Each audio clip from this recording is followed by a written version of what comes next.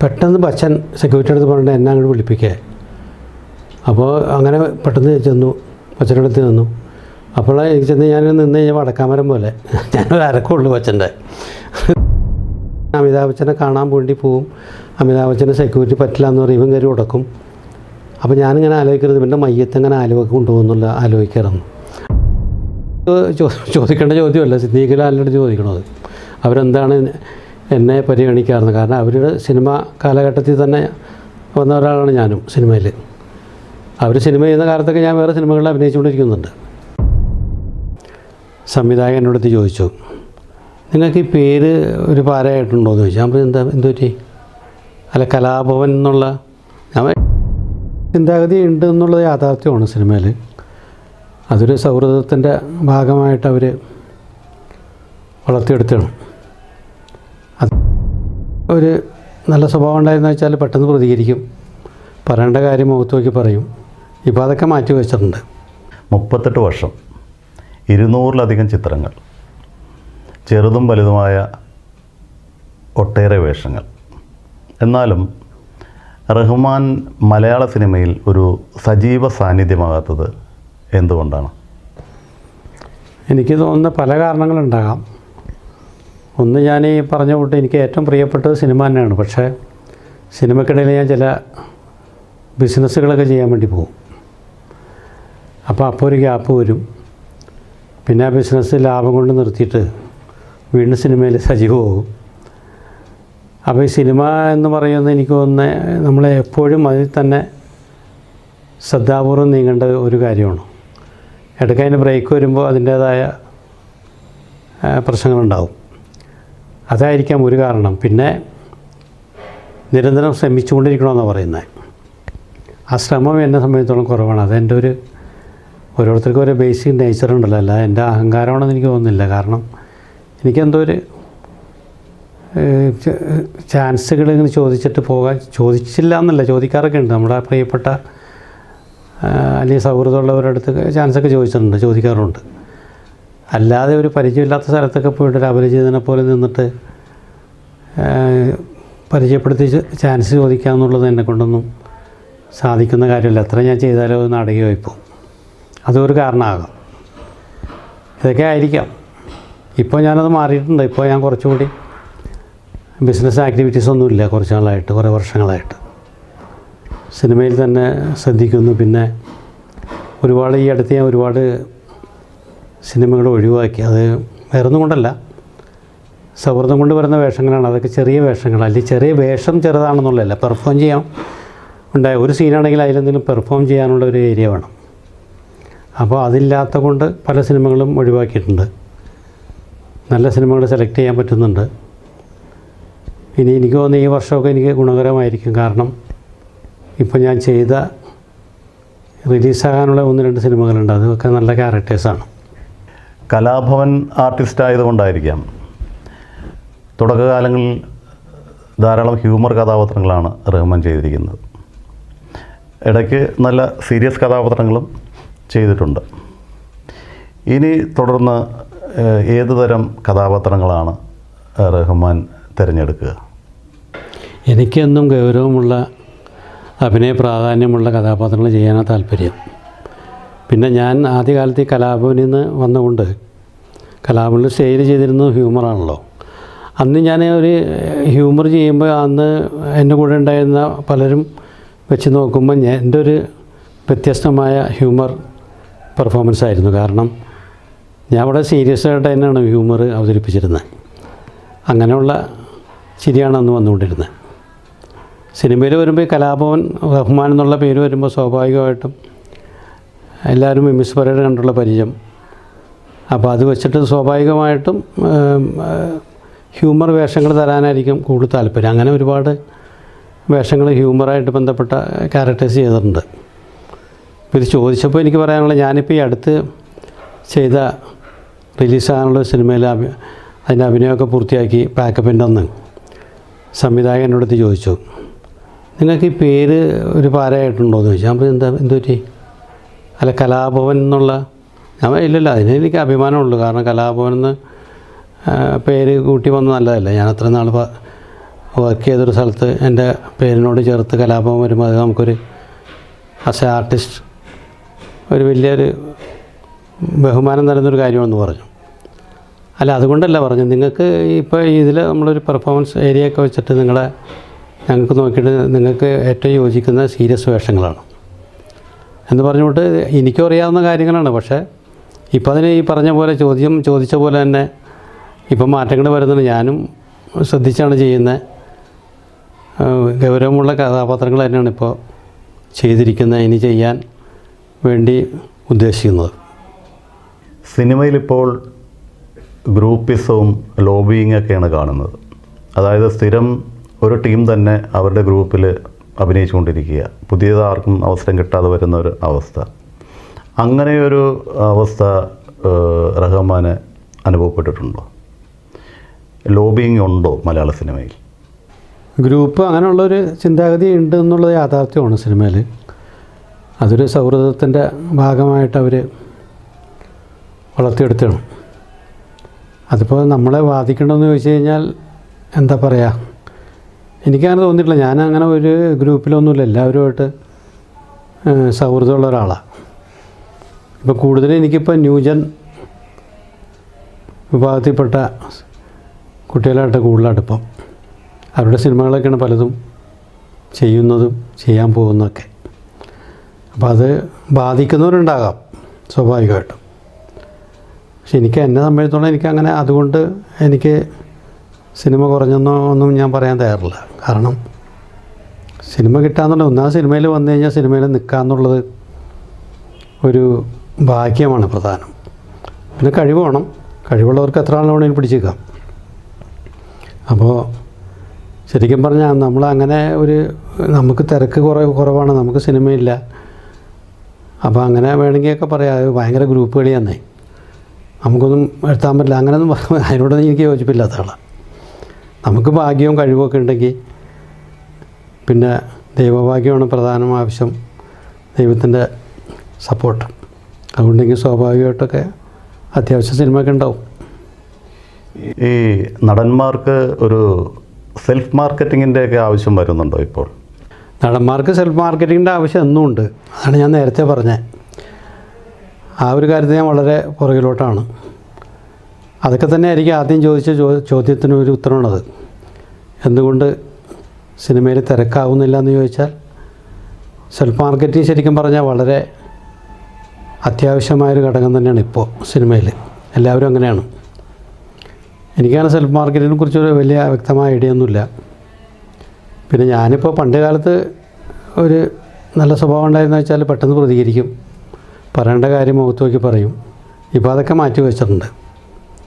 നമ്മളങ്ങനെ പ്രതികരിച്ച് എല്ലാവർക്കും ഇഷ്ടപ്പെടണമെന്നില്ലല്ലോ. ആരെയും വേദനിപ്പിക്കാതെ അങ്ങനെ കടന്നു പോകാമെന്നുള്ളതാണ് ഇപ്പോൾ ഞാൻ ആഗ്രഹിക്കുന്നത്. എന്ന് പറഞ്ഞാലും പറയേണ്ട സമയത്ത് ചില കാര്യങ്ങളൊക്കെ പറയേണ്ടി വരും. നമ്മൾ മനസ്സാവാച അറിയാത്ത കാര്യങ്ങൾ കൊണ്ടൊക്കെ കൺഫേംഡ് ആയിട്ടുള്ള ഫിലിമിൽ നിന്നൊക്കെ ഞാൻ മാറിപ്പോയിട്ടൊക്കെ ഉണ്ട്. അത് ഞാൻ ആരെയും കുറ്റം പറയുന്നില്ല. അതൊക്കെ ഞാൻ നേരത്തെ പറഞ്ഞാണ്, നമ്മുടെ ഒരു ഭാഗ്യക്കുറവായിരിക്കാം ചിലപ്പോൾ. അതിനൊന്നും നിരാശപ്പെടേണ്ട ആവശ്യമൊന്നുമില്ല. ഒന്നല്ലെങ്കിൽ വേറെ വരും. നമുക്ക് വിധിച്ചിട്ടുണ്ടെങ്കിൽ നമുക്ക് വരും. എൻ്റെ അനുഭവം അതാ. ഇതുവരെയുള്ള അഭിനയ ജീവിതത്തിൽ റഹ്മാൻ സംതൃപ്തനാണോ? ഒരിക്കലുമല്ല. അങ്ങനെ എനിക്ക് തോന്നുന്നു ആരും സംതൃപ്തനായിരിക്കുമെന്ന് പറയുന്നൊന്നുമില്ല. കാരണം ഇപ്പോൾ വളരെ തിരക്കുള്ള മമ്മൂക്കയായാലും ലാലേട്ടനായാലും ഒക്കെ തന്നെ അവർക്ക് എത്രയോ വർഷം, 40 വർഷത്തിന് മുകളിലായി സിനിമയിൽ വളരെ അവർ ചെയ്യാത്ത വേഷങ്ങളില്ല. പക്ഷെ എന്നാൽ തന്നെ ഇപ്പോഴും അവർ പുതിയ വേഷങ്ങൾ ആഗ്രഹിക്കല്ലേ. മമ്മൂക്കൊക്കെ ശരിക്കും പറഞ്ഞാൽ പുതിയ സംവിധായകരെ തേടി പോകുന്ന ആളായിട്ട് എനിക്ക് തോന്നിയിരിക്കുന്നത്. എന്ന് വെച്ചാൽ ചാൻസ് ചോദിച്ച് പോകണമെന്നല്ല, പുതിയ കഴിവുള്ളവരെ കൊണ്ടുവന്നിട്ട് കഴിവുള്ളവരുടെ മുമ്പിൽ നിന്ന് അഭിനയിക്കുന്ന ആഗ്രഹിക്കുകയാണ്. അപ്പോൾ സംതൃപ്തനായെന്ന് പറയാൻ പറ്റില്ല. അദ്ദേഹമൊക്കെ അവരൊക്കെ എത്രയോ നമ്മളൊക്കെ ഞെട്ടിപ്പിച്ച ക്യാരക്ടേഴ്സ് ചെയ്ത വലിയ നടന്മാരാണ്. അവർ പോലും സംതൃപ്തരായിരിക്കുമെന്ന് എനിക്ക് തോന്നുന്നില്ല. എൻ്റെ ഒരു തോന്നലാണ്. എന്ന് പറഞ്ഞ പോലെ എനിക്കൊക്കെ ഒരുപാട് ആ കാര്യത്തിലൊക്കെ നിരാശയുണ്ട്. കാരണം പല കൺഫേം ചെയ്ത, നേരത്തെ ഞാൻ പറഞ്ഞില്ല, കൺഫേം ചെയ്ത സിനിമകളിൽ നിന്ന് മാറിപ്പോകാമെന്നൊക്കെ പറഞ്ഞ് വലിയ വേഷങ്ങളിൽ നിന്ന് ഞാൻ മാറിപ്പോയിട്ടുണ്ട്. അത് വേറെ ആൾ വന്ന് ചെയ്യുക. ഇപ്പോഴും നല്ല ക്യാരക്ടർ കിട്ടണം, നന്നായിട്ട് പെർഫോം ചെയ്യാൻ പറ്റുമെന്നുള്ളൊരു ആത്മവിശ്വാസം കൊണ്ടാണ് ഈ പറയുന്നത്. അത് വരുന്നുണ്ട്, വന്നുകൊണ്ടിരിക്കുന്നുണ്ട്. ഇപ്പോൾ ഞാനിപ്പോൾ ലാസ്റ്റ് ചെയ്ത സിനിമ തന്നെ എനിക്ക് വലിയ പ്രതീക്ഷയുള്ളൊരു സിനിമയാണ്. റഹ്മാൻ എഴുതിയ ഈയിടെ മാതൃഭൂമി ബുക്സ് പ്രസിദ്ധീകരിച്ച കലാഭവൻ ഡയറീസിൽ റഹ്മാൻ പണ്ട് മിമിക്രിയൊക്കെ ആയിട്ട് നടക്കുന്ന ആ ഒരു അവസരത്തിൽ പ്രശസ്ത നടൻ അമിതാഭ് ബച്ചനെ കണ്ട ഒരു അനുഭവം വിവരിക്കുന്നുണ്ട്. അതൊന്ന് ഓർത്തെടുക്കാമോ? അല്ല, ഇന്നിപ്പോൾ അമിതാഭ് ബച്ചനെ കാണാൻ അല്ലെങ്കിൽ ഒരു ഫോട്ടോ എടുക്കാൻ അങ്ങനെയൊക്കെ ഒരുവിധ ആർട്ടിസ്റ്റുകൾക്കൊക്കെ പറ്റും. അന്ന് 40 വർഷം മുമ്പ് ബോംബെയിൽ വെച്ച് അമിതാഭ് ബച്ചനെ കാണാൻ എൻ്റെ ഒപ്പം നിന്ന് ഫോട്ടോ എടുക്കുകയല്ല, കൈ കൊടുത്ത് പരിചയപ്പെടാൻ പറ്റുക എന്നുള്ള അതൊരു വലിയ കാര്യം തന്നെ. അതുകൊണ്ടാണ് ഞാൻ ആ പുസ്തകത്തിൽ അതിനെക്കുറിച്ച് എഴുതിയത്. അത് മാത്രമല്ല, സിദ്ദീഖിൻ്റെ ഒരു വലിയൊരു കൗണ്ടറും ഉണ്ടായില്ല, അതുകൊണ്ട് അങ്ങനെ എഴുതിയെന്നുള്ളൂ. അത് ഞങ്ങൾ ഷൺമുഖാനന്ദ ഹാളിൽ കലാഭവൻ്റെ പരേഡിന് വേണ്ടി പോയതാണ്, മ്യൂസിക് പരേഡ് അവതരിപ്പിക്കാൻ. അപ്പോൾ ഒരു പ്രോഗ്രാം കഴിഞ്ഞ് പിന്നെ കുറേ ദിവസം കഴിഞ്ഞിട്ടാണ് അടുത്ത പ്രോഗ്രാം. അപ്പോൾ അവിടെ തന്നെ ഞങ്ങൾക്ക് അക്കോമഡേഷൻ ഉണ്ട്. അന്ന് അവിടെ ഒരു പ്രോഗ്രാം കഴിഞ്ഞാൽ ഞങ്ങളവിടെ താമസിക്കുന്ന സമയത്ത് പകലൊക്കെ ഫ്രീ ആണ്. പകൽ ഞങ്ങൾ മുറിയിലിങ്ങനെ തമാശകളും പുതിയ ഐറ്റത്തെക്കുറിച്ചൊക്കെ സംസാരവും കാര്യങ്ങളൊക്കെ ആയിട്ട് ഇങ്ങനെ ഇരിക്കുമ്പോൾ അൻസാറിനോട് മഹാരാഷ്ട്ര പഠിച്ച ഒരു കൂട്ടുകാരൻ വന്നു, ബാലേന്ദ്രൻ എനിക്കറിയാം. പുള്ളി നാടകക്കാരനാണ്, മഹാരാഷ്ട്രയിലെ ബെസ്റ്റ് ആക്ടറൊക്കെ ആയിരുന്നു. അപ്പോൾ നിങ്ങളറിഞ്ഞില്ലെന്ന് ചോദിച്ചു. ഞാൻ എന്താണെന്ന് ചോദിച്ചാൽ പറഞ്ഞാൽ താഴെ സ്റ്റേജിൽ അമിതാഭ് ബച്ചൻ്റെ നാളത്തെ പ്രോഗ്രാം റിഹേഴ്സൽ നടക്കുന്നത്, അമിതാഭ് ബച്ചനും ജയബാദുരിയൊക്കെ ഉണ്ടെന്ന് പറഞ്ഞു. ആണോ എന്നും പറഞ്ഞാൽ ഞാൻ ചാടി എണീറ്റ്. അപ്പോൾ സിദ്ദീഖ് പറഞ്ഞാൽ അങ്ങോട്ട് പോകാനും നിൽക്കണ്ട, നീ വെറുതെ പോയ പ്രശ്നവും. ഞാൻ പറഞ്ഞു എന്ത് പ്രശ്നം? പരിചയപ്പെടാൻ. എന്ത് പരിചയപ്പെടാൻ? എങ്ങനെ പരിചയപ്പെടാൻ? ഭാഷ അറിയോ എന്നൊക്കെ ഒന്ന് ചോദിച്ചു. അങ്ങനെ ഞാനൊരു വസ്ത്രമൊക്കെ ഒരു കാവ്യ മുണ്ടും കാവ്യ ജുബ്ബൊക്കെയാണ് ഒക്കെ ഇട്ട് ഒരു താടിയും കാര്യങ്ങളൊക്കെ ഉണ്ട്. ചെന്ന് കഴിഞ്ഞപ്പോൾ അമിതാഭ് ബച്ചൻ പറഞ്ഞ പോലെ സ്റ്റേജിൽ പാട്ടിൻ്റെ റിഹേഴ്സലിൽ ഞങ്ങൾ ദൂരെ നിന്ന് കാണാൻ ഞങ്ങളെല്ലാവരും ഉണ്ട്.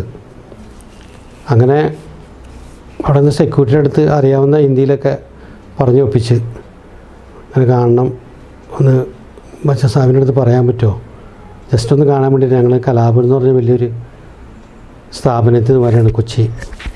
ഇങ്ങനെയുള്ള ഒരു ആർട്ടിസ്റ്റുകളാണ്, മിമിക്രി ആർട്ടിസ്റ്റുകളെന്നൊക്കെ പറഞ്ഞ് ഒപ്പിച്ച് പുള്ളി വെയിറ്റ് ചെയ്യാൻ പറഞ്ഞു. അപ്പോൾ എന്നെ കണ്ടപ്പോൾ എനിക്കൊണ്ട് പുള്ളിക്ക് ഒരു സന്യാസി ലെവൽ എന്തോ തോന്നിയെന്നു, ഭക്തി തോന്നിയെന്ന് എനിക്കാണ്. കാവ്യമുണ്ടും കാവ്യ ജുബ്ബയും താടിയൊക്കെ വെച്ചിട്ട്. അങ്ങനെ ഇയാളെന്തോ ഗ്യാപ്പിൽ ബച്ചൻ്റെ അടുത്ത് എന്തോ പോയി പറയും. ബച്ചൻ ഒന്നും പറഞ്ഞില്ല. കുറച്ച് കഴിഞ്ഞപ്പോൾ ഞാനിങ്ങനെ പതുക്കെ കൊടിച്ചോടത്തിൻ്റെ അകത്തോട്ട് കയറി. ഇവരൊക്കെ പതുക്കെ വരിഞ്ഞ്, സിദ്ദീഖ് സൈനുദ്ദീനും ലാലൊക്കെ. അങ്ങനെ പെട്ടെന്ന് ബച്ചൻ സെക്യൂരിറ്റി അടുത്ത് പറഞ്ഞിട്ട് എന്നെ അങ്ങോട്ട് വിളിപ്പിക്കുക. അപ്പോൾ അങ്ങനെ പെട്ടെന്ന് ചെന്നു, ബച്ചൻ്റെ അടുത്ത് നിന്നു. അപ്പോൾ എനിക്ക് ചെന്ന് ഞാൻ നിന്ന് കഴിഞ്ഞാൽ വടക്കാമരം പോലെ ഞാനൊരു അരക്കമുള്ളൂ ബച്ചൻ്റെ. ഇത് പരിചയപ്പെട്ടു. ഞാൻ പറഞ്ഞു ഇങ്ങനെ കലാഭവൻ ഇൻസ്റ്റിറ്റ്യൂട്ടിൽ നിന്ന് വരികയാണ്, ഞങ്ങൾ കലാഭവനിലെ ആർട്ടിസ്റ്റുകളാണ്. ആ പുള്ളി ഭയങ്കര ആയിട്ട് വിഷ് ചെയ്ത് ഭയങ്കരമായിട്ട് എൻകറേജ് ചെയ്ത് ഞങ്ങളെ എല്ലാ വിഷസും തന്നു. ഇങ്ങനെ കൈയൊക്കെ കുലുക്കി കെട്ടിപ്പിടിച്ച് വിഷ് ചെയ്ത് വിട്ടു.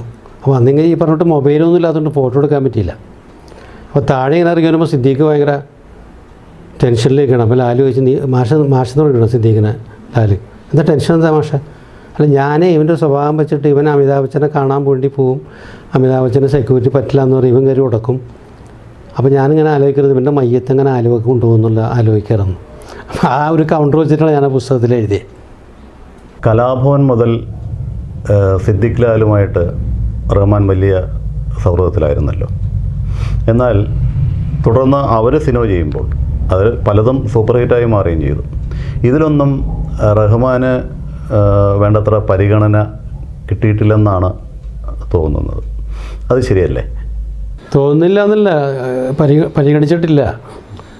അതിപ്പോൾ എൻ്റെ അടുത്ത് ചോദിക്കേണ്ട ചോദ്യമല്ല, സിദ്ദീഖ് ലാലിൻ്റെ അടുത്ത് ചോദിക്കണത്. അവരെന്താണ് എന്നെ പരിഗണിക്കാറുണ്ട്? കാരണം അവരുടെ സിനിമ കാലഘട്ടത്തിൽ തന്നെ വന്ന ഒരാളാണ് ഞാനും സിനിമയിൽ. അവർ സിനിമ ചെയ്യുന്ന കാലത്തൊക്കെ ഞാൻ വേറെ സിനിമകളിൽ അഭിനയിച്ചുകൊണ്ടിരിക്കുന്നുണ്ട്. അവരെനിക്ക് ശ്രദ്ധേയമായൊരു വേഷം തന്നില്ല.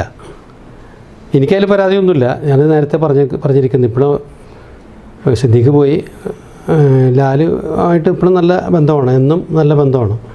ഒരിക്കലും ഒരു മോശമായ രീതിയിൽ ഞങ്ങൾ അങ്ങോട്ടും ഇങ്ങോട്ടും പെരുമാറുകയോ സ്നേഹത്തിന് കുറവൊന്നും വന്നിട്ടില്ല. എന്തുകൊണ്ടാണെന്ന് ചോദിച്ചാൽ സിനിമയിലെ പല കാരണങ്ങളും ഉണ്ടാകാം.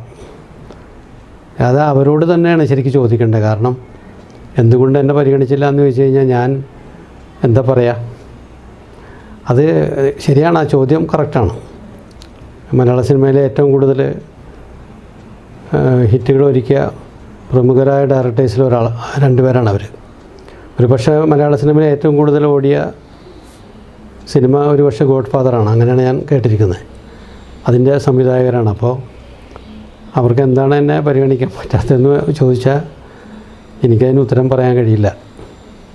പരിഗണിക്കാമായിരുന്നു അവർക്ക്. സിനിമയിലെ സൗഹൃദങ്ങൾ എങ്ങനെയാണ്? മറ്റ് താരങ്ങളൊക്കെ ആയിട്ട് ഉള്ള സൗഹൃദങ്ങളാണ് ഞാൻ ഉദ്ദേശിച്ചത്.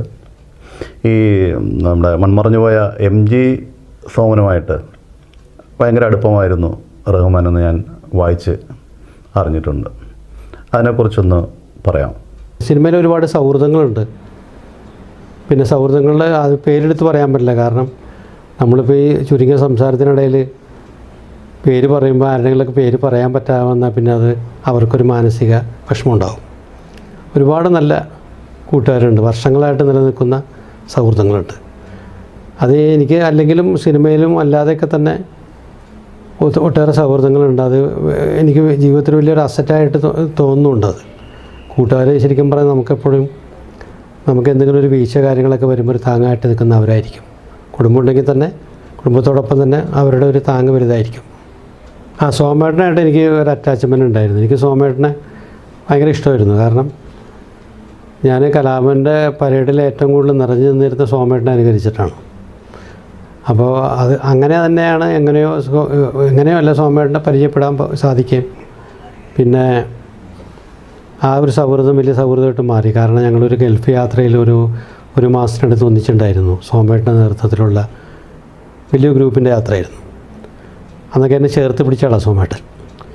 പിന്നെ സോമേട്ടൻ്റെ ഒരു ആസ് എ ആക്ടർ ബേസിലും എനിക്ക് സോമേട്ടനെ വലിയ ഇഷ്ടമായിരുന്നു. കാരണം നമ്മൾ ആദ്യകാലത്ത് തന്നെ ഈ ഭയങ്കര നാച്ചുറലായിട്ട് അഭിനയിക്കുന്ന നടന്മാർ എനിക്ക് വന്ന് വേണിച്ചേട്ടൻ അല്ലെങ്കിൽ ഗോപിച്ചേട്ടൻ ഇങ്ങനെയുള്ള ആൾക്കാരൊക്കെ പെർഫോം ചെയ്യുന്നതിന് മുമ്പ് തന്നെ നമ്മുടെ മുമ്പിൽ വളരെ സ്വാഭാവികതയോടെ അഭിനയിച്ച ഒരു വ്യത്യസ്ത അഭിനയ രീതി കാണിച്ച നടൻ സോമേട്ടനാണ്.